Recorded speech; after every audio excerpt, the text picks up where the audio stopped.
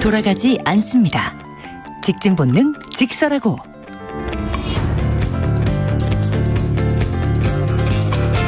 말 돌리지 않습니다. 할 말은 합니다. 일요일을 책임져 주실 직진 본능 직설하고의 두 분, 인사이트K의 배종찬 연구소장, 대구 가톨릭대 장성철 특임 교수 두 분 어서 오십시오. 안녕하세요. 안녕하십니까. 예, 이 정권이 바뀌었다는 게 금방 실감이 되는 게, 보통 총선도 지방선거도 여당이 후보를 먼저 확정짓잖아요. 그렇죠. 네.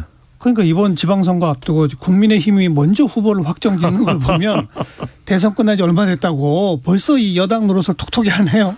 근데 이게 정상적이죠. 그래야 이제 다음 주 중에는 국회의원직 뭐 사퇴할 분 사퇴하고 제대로 준비하고 뭐 이럴 텐데, 지금 민주당 같은 경우에는 좀 기준이 아직도 마련되지 않았어 가지고 좀 후보를 선출하는데 상당히 좀 어려움을 겪었던 것 같은데, 기본적으로 어제부로 정리되지 않았습니까? 서울시장 후보 이제 곧 정리되겠죠.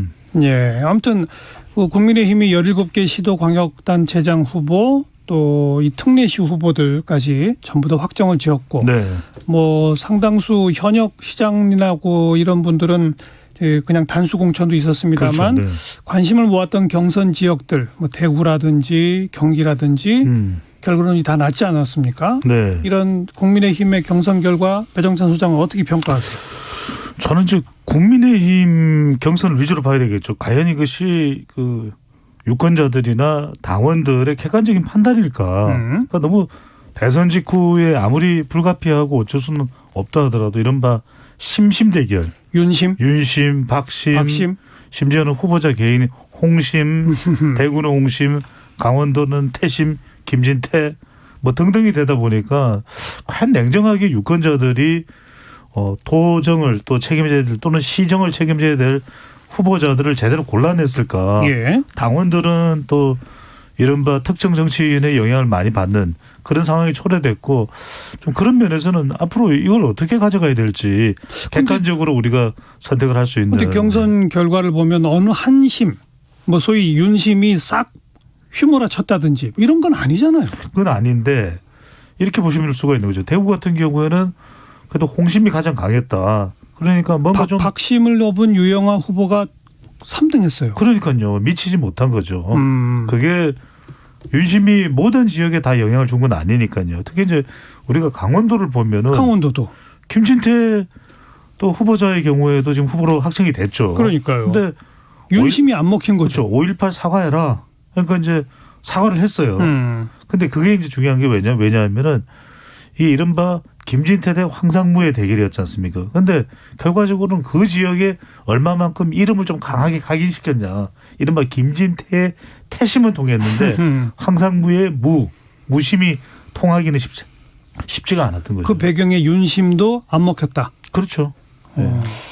좀 다르게 봐야 될 것 같아요. 강원도 지역을 좀 얘기를 해보면은 김진태 의원의 인지도가 거의 승리의 원인이었다라고 생각이 들고, 그게 태심이죠. 세부적으로 얘기를 들어보면 당심에서도 김진태 후보가 이겼대요. 그러니까 한상무 후보가 당심에서도 못 이겼답니다. 근데 이러한 평가는 내리더라고요. 선거를 만약 다음 주에 했으면 당심에서는 김진태 후보가 이겼을 가능성이 있다 치고 올라가는 게 상당히 황상무 후보가 보였고, 예. 그래가지고 이번에 당심에서는 거의 정말 조금 차이밖에 안 났대요. 1점 몇 프로밖에 차이 안 난 거 보면은, 그러니까 윤심이 먹힌 건 윤심이 맞아요. 먹히는데 덜 먹혔군요. 그렇죠. 그런데 이제 일반 국민 여론조사, 강원도민 여론조사에서 인지도가 워낙 차이가 났기 때문에 강원도는 김진태 후보가 이겼다고 보여지고요. 경기도는? 대구부터 얘기하면 안 돼요. 대구 가세요. 대구 같은 경우도 기본적으로 뭐 당원들 그리고 대구 시민들 다 모두 다 홍준표 후보가 이겼어요. 특히 이제 더 홍준표 후보 쪽에서 고무적으로 생각하는 거는 당심에서도 50%가 넘었다는 겁니다.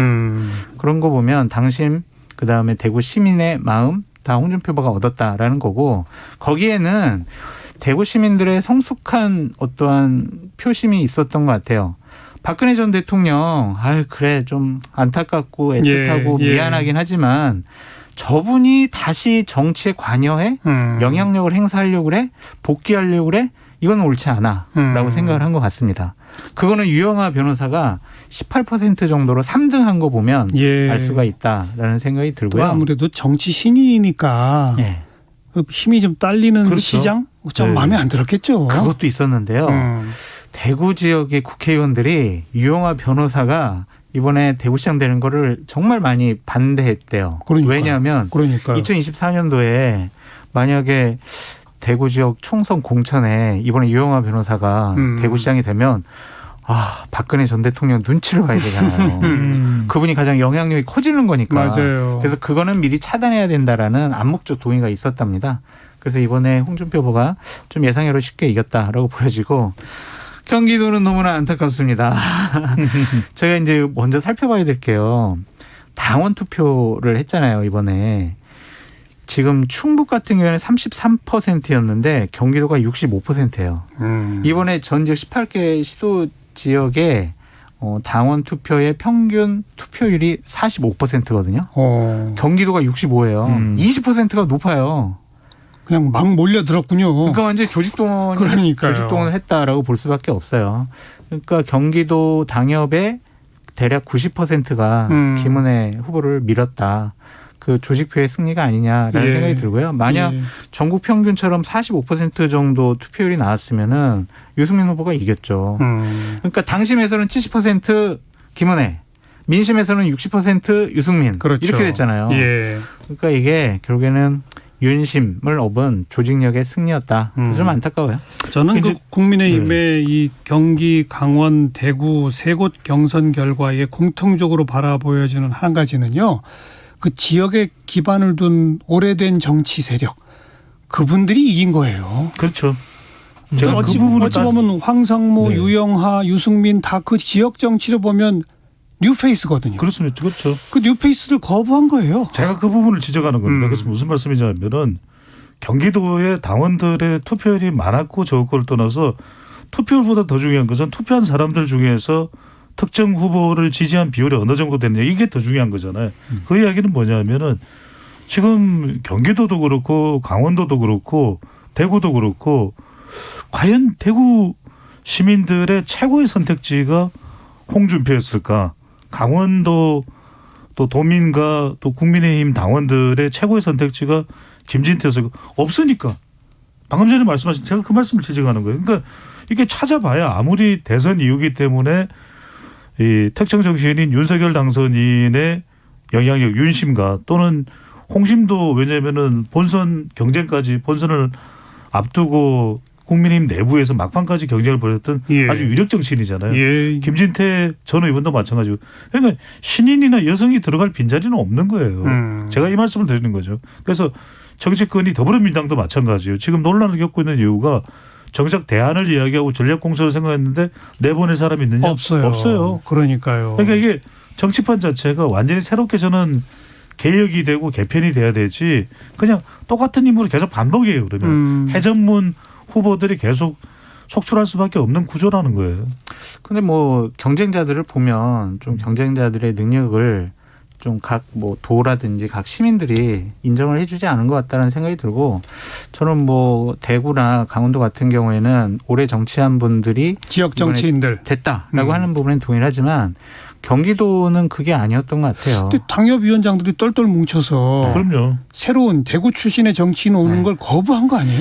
근데 유승민 의원 같은 경우에는 대선을 2번이나 나가셨기 때문에 대구 지역 정치인이라기보다는 전국적인 정치인이라고 봐야 될 것이고요.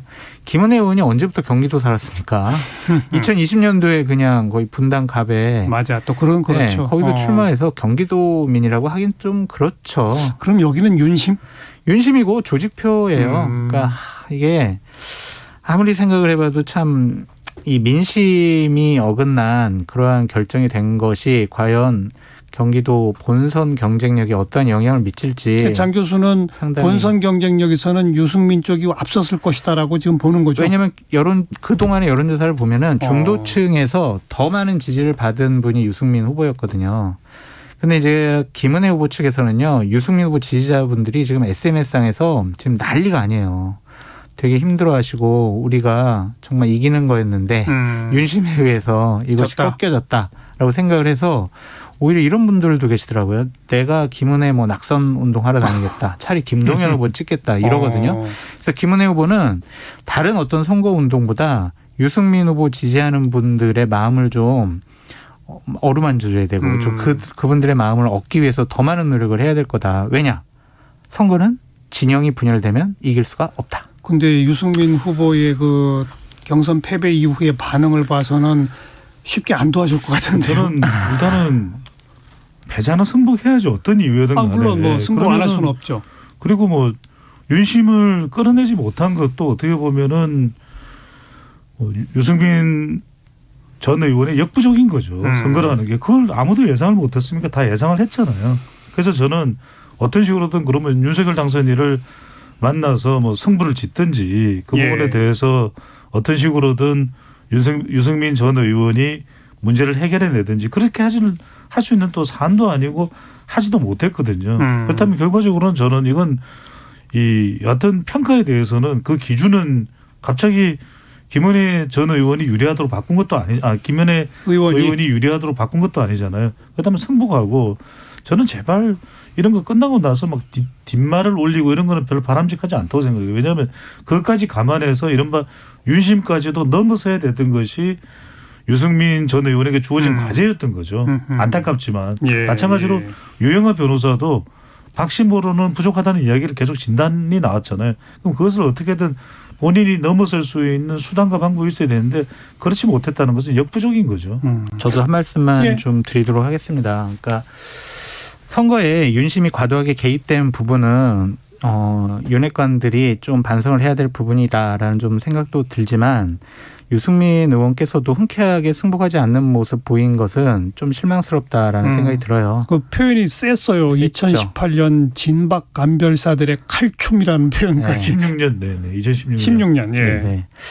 그래서 민주주의가 뭡니까? 결과에 대한 승복을 하는 게 민주주의가 아닌가라는 생각이 듭니다. 되게 억울하고 힘들고 응어리가 많이 차 있겠지만 일단은 같은 편이었잖아요. 그래서 지지자분들도 좀 마음 푸시는 게 어떨까. 그래도 당의 후보가 당선돼야지 이렇게 다른 후보를 뭐 찍겠다 하는 것은 조금 좀 과해 보인다. 지금 장성철 교수 그 한마디로 그분들이 마음이 금방 바뀔 것 같지는 않네요. 아직 시점상. 아마 이러겠죠. 장성철 저 XX. 그래도 이제 나쁜 XX 이제 이러겠죠. 유승민 정계 은퇴설 어떻게 보세요? 저는 그 가능성이 높다고 봅니다. 왜냐하면 유승민 전 의원 저도 이제 돌이켜 보면은 방송 현장이나 세미나 장소에서 만난 적이 있지만 정말 관록도 있고 실력도 있는 대한민국의 대표 정치인이죠. 뭐 여러 가지 우여곡절도 있었습니다. 이른바 박근혜 전 대통령과의 충돌도 있었고, 근데 뭐 그동안 정말 파란만장한 정치적인 삶의 역정을 보내왔고, 그런데 이제 결과적으로는 국민들의 여론을 받아야 대권 후보가 될 수도 있는 거고, 도민들의 여론을 받아야 또 경기도에서 후보도 될 수 있는데.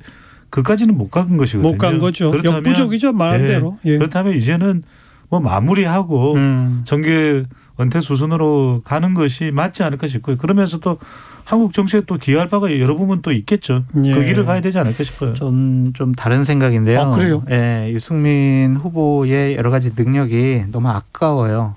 제대로 한번 펼쳐볼 기회를 갖지 못했다라는 것이 국가로서도 좀 낭비가 아니냐라는 생각이 듭니다. 그래서 바라건대 윤석열 당선인께서 좀 이럴 기회를 주셨으면 좋겠다라는 생각도 들고. 근데 윤석열 당선인이 안 그럴 것 같은데요. 네, 대통령도 되셨고 이기셨잖아요. 그럼 넉넉하게 다 품으시면 되죠. 지금 인사도 논란이 많은데 어떻게 더 추가적인 인사를 합니까? 아니, 품으시면 될 것 같고 또 이제 유승민 후보께서도 나이가 아직 젊으시기 때문에 좀 젊은 건 아니죠. 그래도 60대 뭐 중반이면 젊다고 봐야 될 것 같고요. 저는 좀 정치 포기 안 하셨으면 좋겠다. 그런 생각이 듭니다. 알겠습니다. 국민의힘 먼저 공천 확정 지은 거에 대해서 몇몇 주요 지역 경선 결과 얘기해봤고 민주당의 서울시장 후보 경선은 이제 그야말로 면이 안 서게 돼버렸습니다. 전략공천위원회에서 송영길, 박주민 두 분을 컷오프 시키면서 그럼 대신에 누구냐? 아무 응답이 없었어요. 결국은. 그러다 번복을 시켰고 박영선 전 장관한테 거의 읍소순으로 다가갔는데 결국은 안 됐어요. 결국은 돌고 돌아서 다시 송영길, 박주민, 김진애 경선. 진짜 면이 안 서게 됐어요. 그렇죠. 이렇게 기준을 자꾸 혼란스럽게 하고 원칙을 저버린 것 이것이 가장 큰 문제라고 보여집니다. 결국에는 외부 영입을 하려고 했었는데 그 외부 영입도 잘 안 된 것 같다라는 생각이 들고요. 지금 처음으로 다시 되돌아갔잖아요. 그러니까요. 송영길, 박주민 이 두 분이 할 우리 송영길 중진에. 전 대표 또 뭐 조응천 의원 이분들의 목소리 잠깐 들어보고 얘기 나눕시다. 그러니까 송영길 당대표가 대선 패배에 책임이 있다.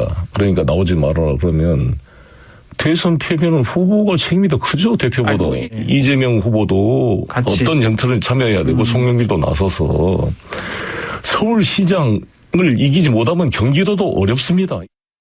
자기가 그냥 직접 여기에 대해서 자기 입장을 얘기하고 하지 왜 이재명 고문 뒤에서 그렇게 숨어가지고 하려고 하는지 저는 이건 굉장히 좀 떳떳하지 못한 행동이다. 네, 그 컷오프 당한 거에 대한 송영길 전 대표의 반응에 대해서 이런 지적들이 있습니다. 왜 이재명 고문을 물고 네. 꼭 연결시켜서 그렇게 논리를 펴느냐. 그건 잘못이다. 이런 것도까지. 근데 이 부분은 제가 좀 설명을 드려야 될 것 같아요. 그러니까 그건 왜냐하면은 그럴 수밖에 없는 상황들과 정황들이 있었죠. 첫 번째는 뭐냐. 송영길 전 대표가 사찰에 있을 때 찾아갔던 인물들이 정성호 의원과 김남국 의원이거든요. 맞아요. 자, 그 장면을 볼 때 당연히 이재명 상임고문의 메시지라는 판단이 안 들겠습니까? 그다음에 두 번째는 뭐냐면 지금 이번 공천에서 배제되면서 좌충우돌하는 시점에 이 취재한 내용이에요. 보도 내용에 따르면 이재명 상임고문이 비대위원들에게 전화를 하거나 텔레그램을 보냈다는 거예요. 그렇게 하면 안 된다. 내가 최고 책임자, 내가 제일 크게 책임을 져야 되는 사람인데 송영길 전 대표한테 책임을 물을 일이냐. 그러니까 이렇죠. 책임도 물론 송영길 전 대표 왜 책임은 없겠습니까? 예. 대표로 대선에서의 책임이 당연히 있겠죠. 그리고 가급적인 출마를 안 하는 게 좋겠지만 본인이 출마를 하겠다는 것이고 그것에 대한 당의 원칙이 있겠죠. 그다음에 이제 대안론이 있다면 대안이 있다면 모르겠는데. 없잖아요. 이낙연 전 그러니까요. 대표. 이낙연 전 대표가 굵직한 목소리로 뭐라고 했습니까? 전 미국에 갑니다. 연수 갑니다. 연수 가요. 그리고 박영선 전 장관은 본인 스스로가 강력하게 출마 의지를 내비쳤던 것도 아니에요. 예. 물어보겠다고 이야기를 했는데 노모를 모셔야 되기 때문에 사뭇 출마 의사를 내비칠 수 없습니다. 죄송합니다. 본인이 SNS에 글까지 올렸거든요. 이게 뭐냐. 마지막에 현실론입니다. 갈팡질팡 오락가락 그러게 말이에요. 가락 오락. 그러니까 이러니까 지금 비판을 받고 있는 것이거든요. 그러니까 공천도 그렇고 비대위도 그렇고 철저한 대선 패배의 반성과 자성 속에서 어떻게 하면 지방선거를 최대한으로 극도의 효과를 끌어올릴 수 있을까를 판단해야 되는데 그게 아니라는 거예요. 저는 가장 큰 문제가 무엇보다 공천관리위원회 그리고 전략공천위원회 그리고 비대위원회의 여러 가지 원칙과 결정이 그렇죠. 특정인의 주장과 설득에 의해서 바뀔 수 있다. 바뀌었다. 왔다 갔다 해버렸다. 네, 이것이 가장 큰 문제예요. 그렇죠. 그것이 이제 배종찬 소장님 하신 말씀이랑 저도 같은 얘기인데 이재명 고문이 설득을 하지 않고 전화를 돌리지 않았으면 과연 이러한 원칙들을 바꿨을까? 그럼 지금 이재명 고문의 본인의 생각과 판단에 의해서 당이 좌지우지된다? 이것은 되게 위험스러운 현상이거든요. 그래서 이번에 공천에 쭉 진행된 모습을 보면은 민주당이 아직도 정신을 못 차렸다. 혼란스럽다. 이것은 지방선거 끝나고 8월 달 전당대회 때 그렇죠. 제대로 된 리더십을 가진 구심점이 들어서야 결정될 거지 그전까지는 계속 혼란스러울 것 같다라는 생각이 듭니다. 그러니까 지금 공천이 좀 늦어지고 있습니다만 특히나 서울시장을 둘러싼 이런 잡음이 계속되면서 한마디로 그냥 그 더불어민주당 전체의 지방선거 전략이 없는 것처럼 그럼요. 그냥 혼선인 것처럼 이렇게 국민들한테 인식이 돼버린 거죠. 그렇게 되는 겁니다. 왜냐하면 특히 이제 더불어민주당 지지층은 더불어민주당 후보에게 표를 주겠지만은 문제는 뭐냐면 이번 지방선거도 팽팽한 대결 구도거든요. 이른바 대선 2라운드 이야기가 나온다면 정말 중요한 건 중간지대에 있는 유권자층, M여중, MZ세대, 여성 중도층인데 이들이 볼 때는 공천 과정도 참 중요하거든요. 그러니까요. 그러니까 지금 국민의힘은 어떤 식으로든 무슨 심심 논쟁이 있더라도 빨리 결정이 됐잖아요. 그리고 유력한 인물들이에요. 홍준표 면면을 보면은 지역에서 맹위를 떨치는 인물들입니다. 오세훈. 김진태도 그렇고 오세훈도 그렇고 그런데 지금 김은혜 의원도 결정이 됐죠. 여성 후보죠. 그런데 지금 결정을 못하고 있어요. 그러니까요. 곳곳에서 지금 자중질환을 겪고 있거든요. 바로 이 부분이 저는 공천관리위원회와 비대위원회가 왜 원칙이 없을까? 원칙과 당헌 당규에 따라 가면 되는 거죠. 네. 민주당이 아무튼 지금까지는 중도층에 대한 어떤 그 마이너스 그런 평가를 받을 수밖에 없다. 네. 이런 거고요. 그래서 아무튼 이제 뭐 송영길, 박주민, 김진애 경선으로 가고 민주당 그 경기도는 뭐 김동연 대표와 사자 대결이죠. 그 사자 대결로 가고 네. 이제 다음 주면은 다 결정이 될 거란 말이에요. 네. 현재 예상으로는 결국 뭐 송영길, 김동연 이런 후보 체제가 될 걸로 보여지는데 네. 그러면 송영길, 오세훈, 김동연, 김은혜 자 어떻게 될까요? 서울은 뭐 지금까지 나온 경쟁력 여론조사를 보면 오세훈 후보가 안정적으로 두 자리 숫자 이상으로 앞서 나가고 있다라고 보여지고요. 경기도는 모르겠어요.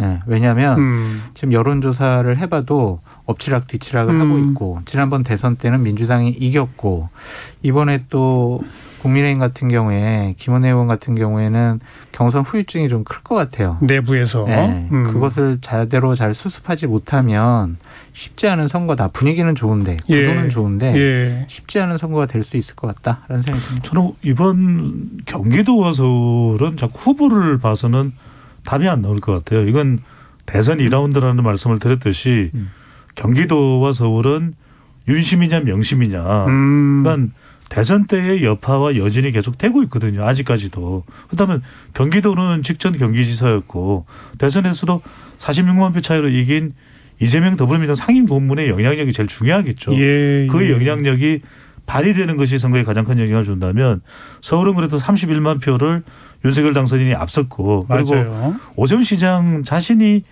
현직 프리미엄이 있잖아요. 그래서 저는 경기도는 경민 서국이겠죠. 대체적인 판세는. 하지만 이제 이걸 단정 지을 수는 알겠습니다. 없습니다. 네. 예.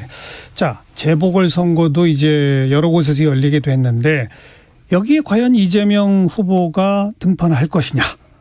안 해요. 하면 안 되죠. 아니, 그러니까 일각에서는 등판한다면 그러면 경기도 분당이냐, 만약 송영길 그 대표가 후보가 확정된다면 인천 계양이냐 이런 얘기까지 막 나와요. 그런데 저는 세 가지 이유가 있을 것 같은데 그렇게 보는 이유는 이제 빨리 등판해야 된다는 희망이 지지층 내에 있는 거죠. 그러니까 이제 우리가 전체 국민들한테 물어보면 그래도 대선 패배도 있고 국민 여론 대체적으로 당장 빠른 시간 내에 등판할 건 아니다 이렇게 보고 있는데 지금 계속 대결 구도가 되고 있으니까 또 지방선거에서 어떤 식으로든 이재명 상임 고문의 영향력이 왜 없겠습니까?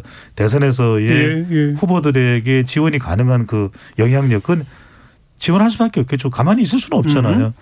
그런데 이제 첫 번째는 겁니다. 국민 여론 때문에 자기가 당장 보궐선거로 6월 1일 선거에 등장할 계제는 아니다. 직접 나오기에는 빠르다. 그렇죠. 그게 이제 이 국민 여론인 것이고 두 번째는 저는 경기도가 더 중요합니다. 본인 선거보다도.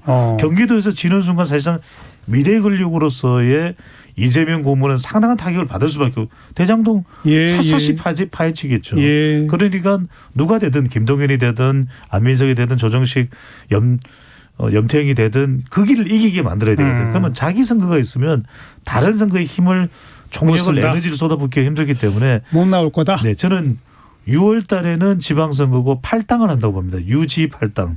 왜냐하면 8월 당대표? 전당대회 당대표는 나오겠죠. 왜 나올 수밖에 없는 국면으로 갈 가능성이 상당히 높은데. 장 교수는 뭐 제 말이 끝나기도 전에 안 나온다니까요. 아니 그러니까 이제 대권 후보하셨던 분이 그냥 배지 하나 더 달려고 계산을 하는 것은 이거는 큰 정치인으로서는 해서는 안 될 일이다라는 생각이 들고요. 통 크게 정치하시라. 크게 보고 정치하시고 멀리 보고 정치하셔야지. 알겠습니다.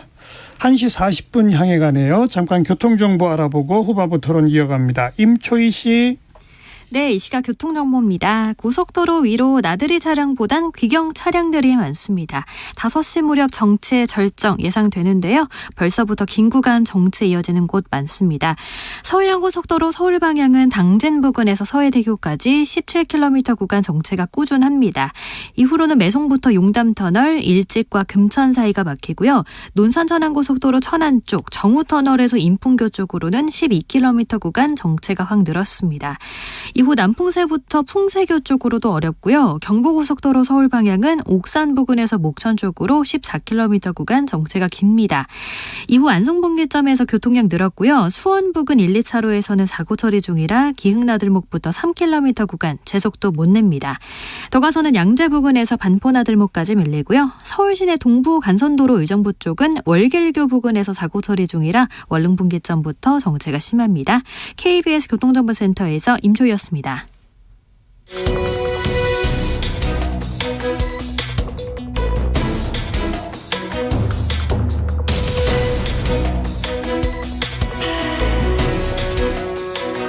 여러분께서는 직진 본능 직설하고를 듣고 계십니다. 정관용의 시사본부 일요일 2부 직진 본능 직설하고 인사이트 K 연구소의 배종찬 연구소장, 대구 가톨릭대학 장성철 특임교수 두 분과 함께하고 있습니다. 검수완박 법안, 국회의장 중재안, 여야 전격 수용. 참 무슨 마주 달리는 기관차처럼 가다가 갑작스럽게 이렇게 되는 것도 참 우리 정치에서 희한한 일이에요. 정치인들의 이해관계가 맞아 떨어졌다라고 좀 보여집니다. 어떤 이해관계요? 공직자, 선거사범 수사를 못하잖아요. 이제 검찰이. 네.